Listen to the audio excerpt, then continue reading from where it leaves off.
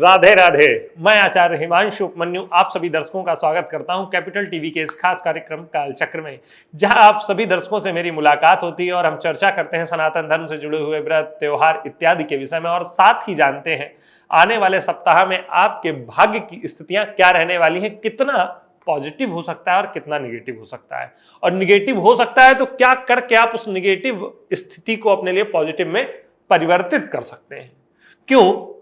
क्योंकि everything is mind. अगर आपने अपने दिमाग से सोचा है, किसी चीज को तय किया है और कर्म करेंगे तो निश्चित तौर पर उसे परिवर्तित कर लेंगे, और अगर कर्म ही नहीं करेंगे तो तुलसीदास जी ने लिखा है, सकल पदारथ हैं जगमाही कर्महीन नर पावत नहीं। जो कर्महीन हो जाता है वो कुछ भी पा नहीं सकता है।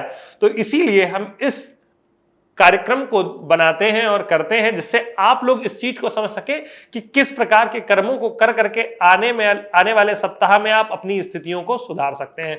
तो आइए आरंभ करते हैं, जानते हैं 22 सितंबर से आरंभ होकर 28 सितंबर तक चलने वाला ये सप्ताह, जिसमें 22 तारीख को पंचमी का श्राद्ध होगा क्योंकि पितृपक्ष का समय चल रहा है, और साथ ही 25 तारीख को जीवित पुत्रिका व्रत है और 26 तारीख को जीवित पुत्रिका व्रत का पारायण है, और उसके साथ में मातृ नवमी है।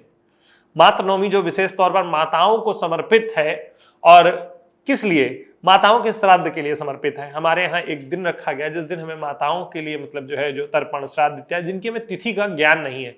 अगर तिथि का ज्ञान है तो हमें माताओं का श्राद्ध भी उसी तिथि पर करना चाहिए, ना कि मातृ नवमी को। अब बात करते हैं इसके आगे। तो 28 तारीख को जिस दिन ये सप्ताह समाप्त हो रहा है, शनिवार को, उस दिन इंदिरा एकादशी है, इंदिरा एकादशी।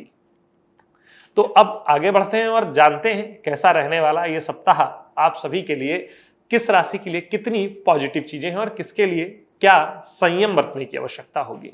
तो मेष राशि के हमारे जो जातक हैं, उनके शत्रु इस सप्ताह उनसे पराजित होने की स्थिति में पहुंचेंगे। निश्चित तौर पर सामाजिक कद में आपके रुतबे रुआब में वृद्धि होगी, परंतु इसके लिए आपको बहुत सारा धन खर्च करना पड़ सकता है, और साथ ही किसी ऐसी स्थिति में भी जाना पड़ सकता है जो आपके लिए कुछ हद तक समस्या की जनक भी हो।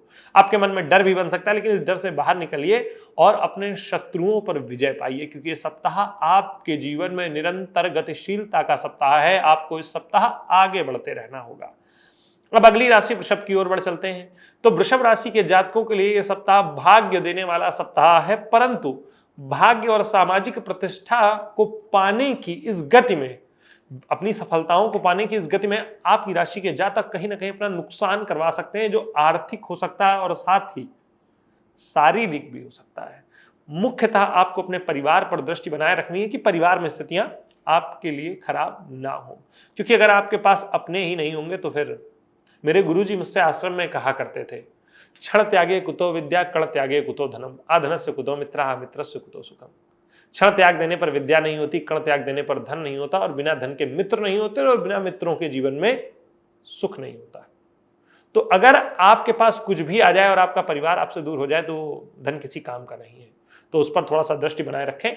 अब अगली जो हमारी राशि है, मिथुन राशि। मिथुन राशि की ओर चलते हैं और बात करते हैं। मिथुन राशि के जो जातक हैं, इस सप्ताह शारीरिक समस्याओं से आपकी राशि के जातकों को उलझना पड़ सकता है। क्यों? क्योंकि आर्थिक तौर पर इस सप्ताह आपको कई परेशानियों का सामना करना पड़ सकता है, जिसके कारण शारीरिक और मानसिक उतार चढ़ाव, जिसे हम ब्लड प्रेशर कह सकते हैं, वो आपके लिए बनता हुआ दिखता है। भले ही भाग्य आपके पक्ष में है, मैं ये नहीं कह रहा हूं कि आपका भाग्य आपसे रूठा हुआ है, भाग्य आपके पक्ष में है, परंतु इस भाग्य के साथ होने के साथ ही आपकी राशि के जातकों के लिए खर्च भी अतिरिक्त हैं और शारीरिक चिंताएं भी बढ़ने वाली हैं, तो उन पर थोड़ा सा ध्यान दें। अगली जो हमारी राशि है कर्क राशि, उसकी ओर बढ़ चलते हैं। तो कर्क राशि के जातकों के जीवन में इस सप्ताह सब कुछ अच्छा ही अच्छा होने वाला है। क्यों? क्योंकि आपका जीवन में सुख बढ़ेगा, धन की प्राप्ति होगी, सम्मान की प्राप्ति होगी, भाग्य का सहारा मिलेगा, परिवार में खुशियां आएंगी, कोई अच्छी खबर इस सप्ताह आपकी राशि के जातकों को मिल सकती है। थोड़ा बहुत धन का खर्च, बाकी सब कुछ अच्छा रहने वाला है। अब अगली जो हमारी राशि है उसके विषय में चर्चा करते हैं, वो है सिंह राशि। सिंह राशि के हमारे जो जातक हैं, उनके लिए मैं बता दूं, इस सप्ताह कुछ नुकसान और डर की स्थिति बन सकती है, परंतु आपके कार्य क्षेत्र में कोई रुकावट नहीं आएगी। कार्य क्षेत्र में नित्य प्रति आपकी राशि के जातकों को सफलता मिलती जाएगी, आप सफल होते जाएंगे, आपके काम बनते जाएंगे, और आपको इस भाग दौड़ में अपना ध्यान रखना है, कहीं कोई आप नुकसान ना कर बैठे। अब अगली राशि हमारी जो है कन्या राशि। कन्या राशि के जातकों के लिए सप्ताह उनके कार्य क्षेत्र में सफलता दिलाने वाला, खुशियां लाने वाला होगा, परंतु शारीरिक तौर पर थोड़ी सी परेशानी और साथ ही स्थान परिवर्तन के योग बन रहे हैं। अगर आपकी राशि के जातक ट्रांसफर इत्यादि को लेकर बहुत समय से चिंतित है तो आपको प्रयास करने चाहिए, क्योंकि आपका प्रयास इस सप्ताह सफल हो सकता है। आप प्राइवेट, सरकारी, किसी भी कार्य क्षेत्र में हो, आपका इस सप्ताह किया गया प्रयास, अगर आप ट्रांसफर चाहते हैं, मनचाही पोस्टिंग चाहते हैं, तो आपको प्रयास करना चाहिए, क्योंकि कार्य क्षेत्र में खुशियां मिलने के योग हैं, अर्थात आपके जो मनचाही पोस्टिंग है वहां आप पहुंच सकते हैं। तो प्रयास करिए, निश्चित तौर पर सफलता मिलेगी। अगली जो हमारी राशि है तुला राशि। तुला राशि के हमारे जातकों को इस सप्ताह भय और पीड़ा की स्थिति बन सकती है। कुछ शारीरिक समस्याएं और कुछ दुर्घटनात्मक समस्याएं भी आपकी राशि के जातकों के लिए मुंह फैलाए खड़ी होंगी। कार्य क्षेत्र में थोड़ी सी विपदाएं, बाधाएं आपके सन्मुख उपस्थित हो सकती हैं। क्यों?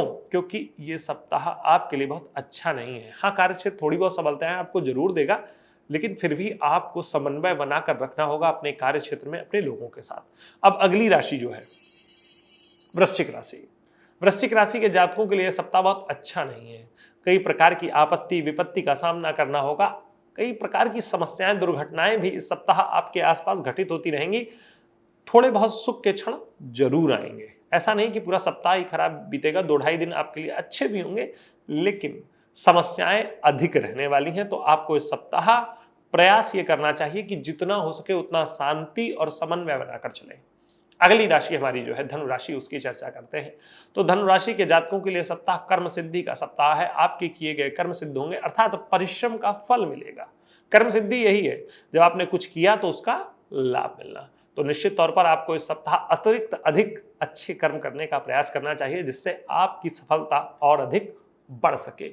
समस्याएं सप्ताह आपका पीछा छोड़ेंगी, जीवन में सुख बढ़ेगा। बस थोड़ा सा इस भाग दौड़ में अपना ध्यान रखिए कि कहीं कोई चोट चपेट ना लग जाए।